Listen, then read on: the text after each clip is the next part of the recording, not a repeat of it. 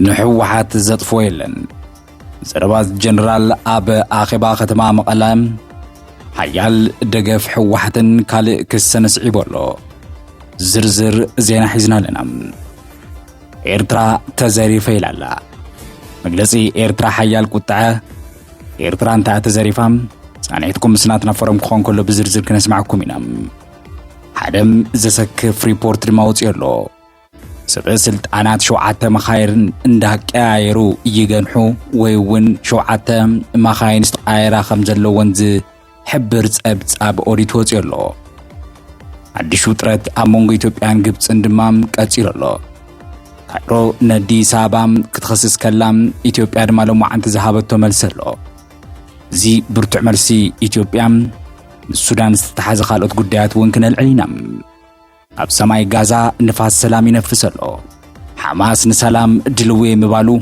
عالم بحقوس تقبلاتو لا تاريخاو دحرب بايتا خنفتشنام اتيزيسك حق أحمد كعاتي مزيزاتو نون كن ملكتينام سلام تعني هابلنا خورات سماعتي تملكتنا تنافرم زي إنا فرم دمسو خليو لما عنتي مسكرم عسران 4-13 عامة مرات مسيوت زينانا انه جميل الله لا يقركم كجمرو شير سابسكرايب بمقبار كم توترو بيت سبكنو عبهد هالزيناتات نازل لكم ريتوون لأخولنام صحافولنام نابزر زلاتهم كن حل فينا سنة زانحيد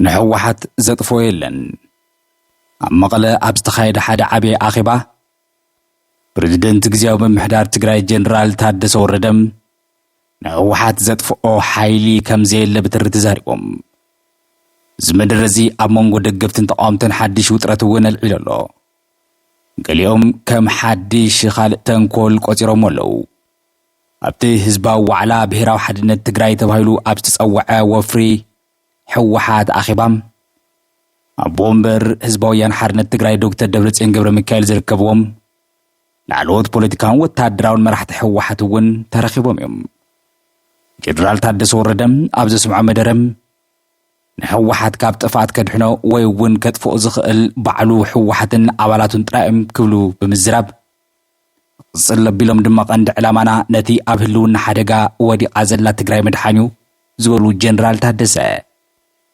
زب تقراي نتيزن تقالو زولو حدقا تردئو حدنتو خط أناخر ونس أوعي تقريبهم ندحننتن كتسالنتن زعبي بارتي نمحاس زكالنا خلو نمقبار حالافنتن قديتان علنا يلوم اللو جنرال تادس وردم بريزيدنت غزياو ممحدار تقراي جنرال تادس كرمي سومونات عاب تمساسالي ملختي بيراو بورد مرس ايتوبيان حوحات كاب مزقب بوليتيكا بارتيتات موصو قبالنا تيبلن كبل بتري تقاومون يريم حوحات كرم 4 عامت عاب تقراي وق مستجمرم ببيت مخرطة هاجر كم قبر رعدي تفرجو من بارز فلاتيو درس ممع بريتريام بيراو بورد مرس ايتوبيام نحوحات بفولي اقباب داقماي مزقبة خبلة فليتو نيرو يونمبرت بورد حوحات تستوهابو ممرحتات اخبرن كبل دمام مزقبو داقماي سري زيو فلاتو ليلو نيرو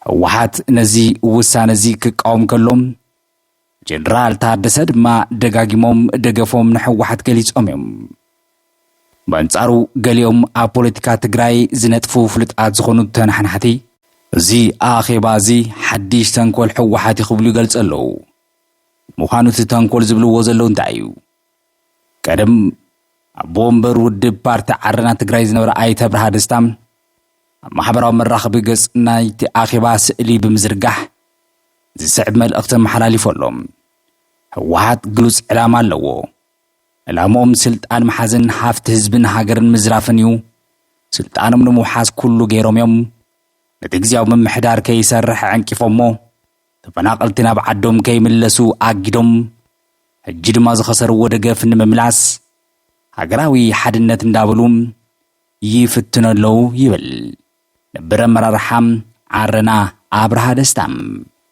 أي تبرها الأقطون بمقتصال نهزب تقراي فليد مان من إساي كبلو زهبو متنكغتام نقولك أوي سلطانهم كبلو نسخا فنجي انت رقيت كاللوم أكال كان تسي إنكاوي انت مويت كاللوم نعاتهم من ما يكونن ቅድሚ ሕጂ ተታሊልካ ትኸውን ሕጂ ኸም ንዓቶም ስልጣን ንምውሓስ እትኸፍሎ ዋጋ ህይወት 5 ሳንቲም ክኸውን የብሉን ይብል። እዚ ሎማዓንቲ ዝተኻየደ ኣኼባ ስዒቡ ብርሃ ደስታ ዝሃቦ ርእቶም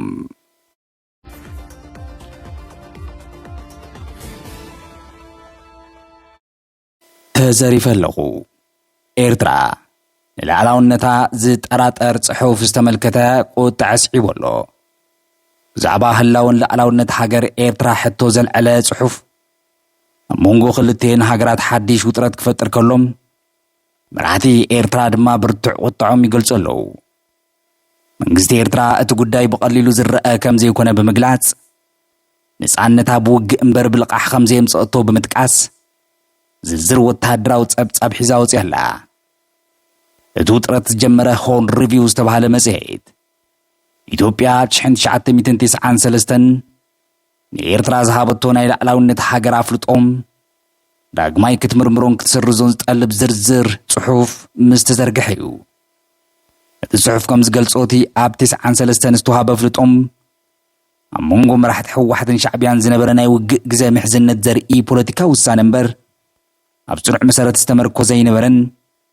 እቲ ውሳነ ዝተመርከሰሉ ዝሓሸ ናይ ጎረቤት ዝምድና ከምዝፅእ ዝነበሮ ተስፋ ድማ ድሕሪ 30 ዓመታት እውን ሙሉእ ብምሉእ ጌጋ ምዃኑ ተረጋጊጹ ይኽብል እዩ ዝንጽር እቲ ጽሑፍ።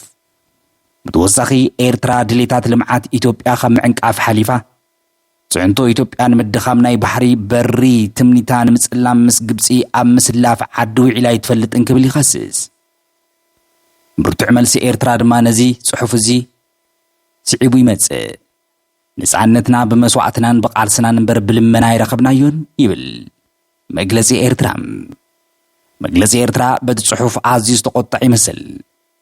ነጻነት ብደምና እምበር ብልማኖ ከም ዘይተረኸበ ፍለጡም ክብል ሚኒስትር ዜና ኤርትራ ኣብ ወግዓዊ ገጹ ከም ዝዘርግሖም ነጻነት ኤርትራ ዝተረጋገጸ ሰራዊት ኢትዮጵያ ድሕሪ ምብትታንኡ ከም ጸብጻብ እቲ ሚኒስትር እውን 114,000 ክሳብ 130,000 ኣብ ኤርትራ ዝነበሩ ወታደራት ኢትዮጵያ ተማሪኾም እዮም። ካብዚኦም 80,000 ናብ ሱዳን ዝውሰዱ ዶብ ባርካ፣ 21,000 ድማ ኣብ ዶብ ኪሳድ፣ 13,000 ድማ ከባቢ ኣስመራ ከም ዝተማርኹን 16,000 ድማ ኣብ ውግእ ከም ዝሞቱን ይዝርዝር። ነጻነት ብውግእ ስዒርና ኢና ምጽኢናዮ ዝብል መልእኽቲ ድማ የመሓላልፍ።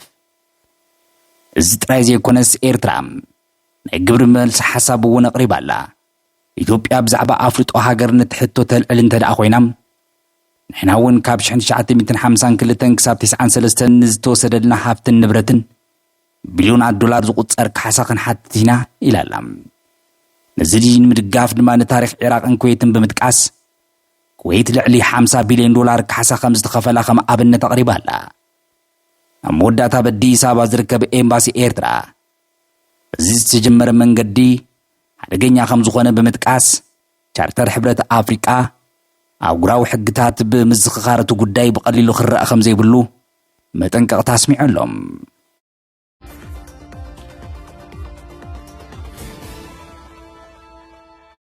ኣብ ማስዩ ዝወፀ ዘሰክፍ ጸብጻብ ኦዲት 7 መኻይን ዝቀያይሩ ሚኒስትራት ተቃሊዖም ኣለዉ።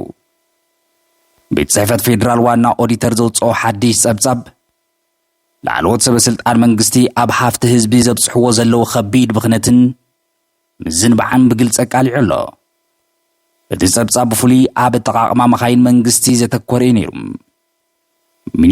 ሚኒስትር ዴኤታታትን ዳይሬክተራትን ካልኦት ላዕለዎት ሰበስልጣን ካብቲ ብሕጊ ዝተፈቐደሎም ንላዕሊ ብዝበዝሕ ቁፅሪ መኻይን ውልቃዊ ጉዳያቶም ከም ዝጥቀሙ የረጋግጽ እዚ ዝወፀ ጸብጻብ ኦዲት። ሓደ ኣብ ሪፖርተር ጋዜጣ ዝተዘርግሐ ጸብጻብ ከም ዘርአዮም እቶም ላዕለዎት ሰበስልጣን ካብቲ ብሕግን ደንብን ዝተፈቐደሎም ንላዕሊ ብዝበዝሕ ቁፅሪ መኻይን ውልቃዊ ኣገልግሎቶም ይውዕሉ ኣለዉ። ገሊኦም እቶም ሰበስልጣናት ድማ መኻይን መንግስቲ ንኣዝማዶም ቤተሰቦም እውን ከይተረፈ ከም ዝህቡ እቲ ጸብጻብ ቃሊዑ ኣሎ። እቲ ዝገርም እዚ መምርሒ እዚ ኣብ ኣእምሮ መብዛሕትኦም ሰበስልጣን ከም ዘየለም ከም ዝተረስዐ እዩ ዝመስል። ብመብዛሕትኦም ሰበስልጣን 4 ወይ 5 መኻይን ክጥቀሙ ከለዉ ገሊኦም ድማ ክሳብ 7 መኻይን ብሓደ እዋን ውልቃዊ ኣገልግሎት ዝቀያይሩ ምህላዎም እዩ ተቃሊዑም። ናይ ወፍሪ ስራሕ ዘይብሎም ሰበስልጣናት ካብ መንገዲ ወፃኢ ንኽጓዓዝ ዝተሰርሐ ከም ላንድ ክሩዘር ወይ ድማ ፓጀሮ ዝኣመሰላ ክቡራት መኻይን ኣብ ከተማ ክጥቀሙለን ይረኣዩ ኣለዉ። እዚ ድማ ነቲ ብመዘዋወሪ ደብዳቤ ዝተኸልከለ ተግባር እዩ። ገሊኦም ሰበስልጣን ንሹፌራቶም ንውልቃዊ ስራሕታቶም ንኣባላት ቤተሰቦም ንኣዝማድን ፈተውትን ተወሳኺ መኪና መዲቦም ብነዳዲ መንግስቲ ከም ዝግልገሉ ትጸብጻበ ቃሊዖም። እቲ ዝገርም ነገር እቲ ዋና ኦዲተር ብዛዕባ ኣጠቓቕማ መኻይን መረዳእታ ክሓትት ከሎም መብዛሕትኦም ትካላት ክንደይ መኻይን ከም ዘለዎ እውን ከይተረፈ ከም ዘይፈልጣ ተገሊጹ። እዚ ድማ መምርሕን ደንብን እንዳሃለወም ላዕለዎት ሰበስልጣን ብዘይ ምንም ገደብ ሃፍቲ መንግስቲ ከም ዝጥቀሙ ዘርኢ እዩ። እዚ ድማ ግሉጽ ሰበስልጣን ብዘይግቡእ ምጥቃም እዩ። እቲ ብኽነት ብፍሉይ ኣብ ኣጠቓቕማ ነዳዲ ዝበርትዐ ኮይኑ ዋጋ ነዳዲ ሰማይ ኣብ ዝዓረገሉ እዋን እኳ ልዑል ኣጠቓቕማ ነዳዲ ይረአሎም ልዕሊ ፍርቂ ዝኾና ትካላት ፌደራል እውን ብዛዕባ ኣጠቓቕማ ነዳዲአን ጸብጻብ ከም ዘየቕርባ እውን ተፈሊጦሎም። ዋና ኦዲተር መንግስቲ ፌደራል ብዛዕባ ኣጠቓቕማ መኻይን ዝከታተሉ ስርዓት ከም ዘይብሉ ብምግላጽ እዚ ድማ ሰበስልጣን ብዘይ ገደብ መኻይን ውልቃዊ ኣገልግሎት ከውዕሉ ማዕጾ ከፊትሎም ክብል ይሕብር።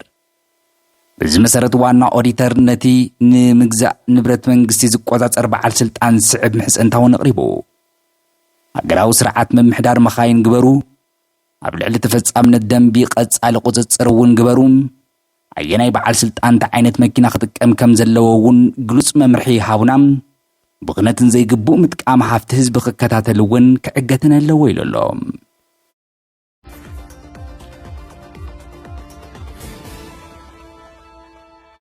ውጥረት ኢትዮጵያን ግብፅን ለማዓንቱን ቀፂሉ ኣሎ። ካይሮ ኣዲስ አበባ ትኸስስ፣ ኢትዮጵያ ድማ ተሪር መልሲ ትህብ። ኣብ መንጎ ኢትዮጵያን ግብፅን ዝነበረ ውጥረት ዳግም ናብ ዝለዓለ ደረጃ ደይቡ ተባሂሉ ክልቴን ሃገራት ነንሕድሕደን ዝካሰሳሉ መግለጽታት ከውፅኣን ከለዋ ግብፂ ብሰንኪ ህዳሴ ግድብ ኣብ ሱዳን ከቢድ ምዕልቕላቕ ከም ዘጋጥማ ንሳ እውን ኣብ ሓደጋ ከም ዘላን ብምግላጽ ንኢትዮጵያ ወንጂላ መንግስቲ ኢትዮጵያ ብወገኑ ተኸሲሕ ሓሶት ተንኮል ዝተመልኦ ክብል እውን ብትርኢ ነጺግዎ።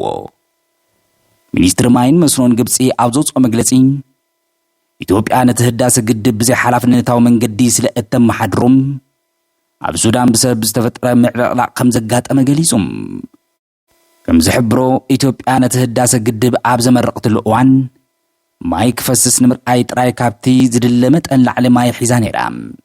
ድሕሪ እቲ ስነ ስርዓት ምረቓ ድማ ኣመሓደርቲ እቲ ግድብ ኣብ ውሽጢ ሓደ መዓልቲ ጥራይ 485 ሚልዮን ሜትር ኪዩቢክ ዝበፅሕ ብሉፅ ማይ ብሃንደበት ብምልቃቖም እዚ ድማ ነቲ ምዕልቕላቕ ኣስዒቡ ይብል ካይሮ ኣብቲ መግለፂኣ። እዚ ኣብ ዝሓለፈ መዓልትታት ዝተረኣየ ናይ ማይ ምዕልቕላቕ ምሕዳር እቲ ግድብ ብቁፅፅር ዘይብሉ በበይኑ ምዃኑ ዘርኢ ኢላ ኣላ። በዚ ምክንያት እዚ ድማ ግብፂ ኣብ ሓደጋ ከም ዝወደቐት ብምግላጽ ነቲ ቀይሕ መስመር ዝበለቶ ምኽባር ዘይምህላው ከም ዘሻቕላን ንዝኾነ ኩነታት ድልውቲ ምዃና እውን ኣፍሊጣ ኣላ። ሚኒስትሪ ማይን ኢነርጂን ኢትዮጵያ ድማ ነቲ ክሲ ግብፂ ሓሶት ዝተመልኦ ምክራን ዝዓሰሎ ዝተዛብዐን ክብል ብትሪ ብምንጻግ እቲ መግለፂ ይቕጽል። ዓብዪ ግድብ ህዳሴ ኢትዮጵያ እንተዘይህሉ ነይሩ ኣብ ዝሓለፉ ኣዋርሕ ኣብ ኢትዮጵያ ዝተረኣየ ከቢድ ማይ ወይ እውን ዝናብ ኣብ ሱዳን ግብፅን ኣብ ህይወት ሰባትን መሰረተ ልምዓትን ታሪኻዊ ዕንወት ከውርድ ምኽኣለ ነይሩ። ኢትዮጵያ እቲ ናይ ትማሊ መግለፂ ግብፂ ንኣህጉራዊ ሕግን ማሕበረሰብን ንምድንጋር ዝዓለመ ናይ ሓሶት ፕሮፓጋንዳ ክብል መሊሶሎም። እቲ ኣብ ሱዳን ዘጋጠመ ምዕልቕላቕ ብሰንኪ ህዳሴ ግድብ ከም ዘይኮነን በዓል መዚ ሱዳን ባዕሎም ገሊፆም እዮም። ሚኒስትር ሕርሻ መስኖ ሱዳን ከምኡ እውን ሊቃውንቲ ማይ እታ ሃገር ከም ዝገለጽዎ ቀንዲ ምኽንያት እቲ ምዕልቕላቕ ምስ ኢትዮጵያ ምንም ምትእስሳር ዘይብሉ ካብ ጻዕዳ ኣባይ ዝነቅል ናይ ማይ ፍሰት ብምውሳኹ ዝመጸ እዩ። ብተወሳኺ እውን እቲ ዝተፈጠረ ምዕልቕላቕ ምስ ለውጢ ኣየር ኣብታ ሃገር ብዘጋጠመ ጎንፂ ዝዓነወ መሰረተ ልምዓት ዝተኣሳሰር እዩ ክብል የረድዮም።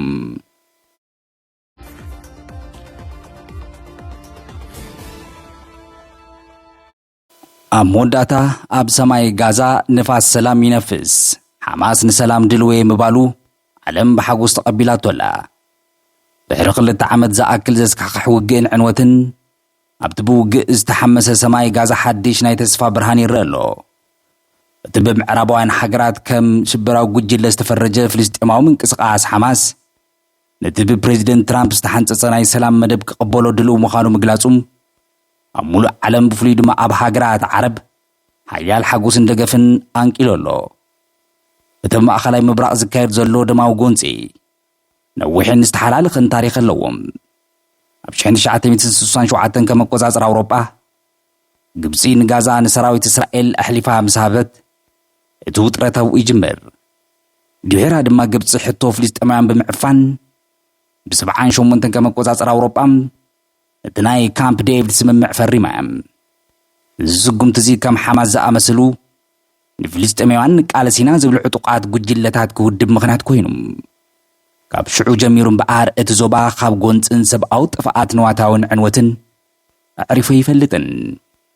ኣብ ሓንቲ ቀዳም መዓልቲ ምንቅስቓስ ሓማስ ኣብ ልዕሊ እስራኤል ብፍጹም ዘይተጸበየቱ ሃንደበታዊ መጥቃዕቲ ብምፍጻሙ ነቲ ዞባ ናብ ሓድሽ ደማዊ ምዕራፍ ብምእታው ንባዕሉ እውን ናብ ዘይሓሰቦን ዘይወጾን ደልሓመት እትይዎም።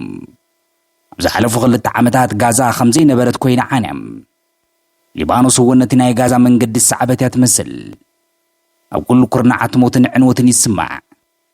እስራኤል ካብ ኢራን ካብቲ ኣብ ሊባኖስ ዝመደብሩ ሒዝቦላ ኣብ ዓመፅ ትሑትን ዝውርወር ናይ ሚሳኤል ሮኬት ዝናብ ክትፃወር ከላ በቲ ዝወርዳ መጥቃዕቲ መጠን ቁጣዓ እውን እንዳወስኸም ብትወስዶ ስጉምቲ ድማ ኣብ መንጎ ተዋጋእትን ሰላማውያን ሰባት እውን ፍልይ ይገበረትን።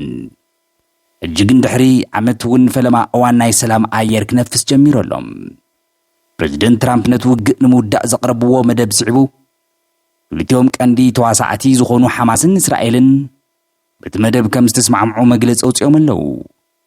ነዚ ስዕቡ ድማ ከም ፓኪስታን፣ ዮርዳኖስ፣ ኤምሬት ዓረብ፣ ኢንዶኔዥያ፣ ቱርኪ፣ ስዑድ ዓረብ፣ ኳታር ከምኡ እውን ግብፂ ዝኣመሰላ ሃገራት ነቲ ናይ ትራምፕ መደብ ዝድግፍ ሓበራዊ መግለፂ ብምውፃእ ሰላም ንምርግጋፅ ምስ ኣሜሪካን ካልኦትን መንገዲ ሓቢረን ከም ዘለዋም ዘረጋግፅ ሕድሕደን መግለፂ ኣውፅአን ኣለዋ። ባርከስ ክቡራት ሰማዕቲ ተመልከትቲ ናትና ፎረም ሎሚ ዝሓዝናዮም እዋናዊ ወሰንቲ ዜናታትና ዝምስማዕኹም ይመስሉ ነይሮም። ቀጻሊ ብኻልእ ሓዲስ ዜና ክንምለስ ኢና።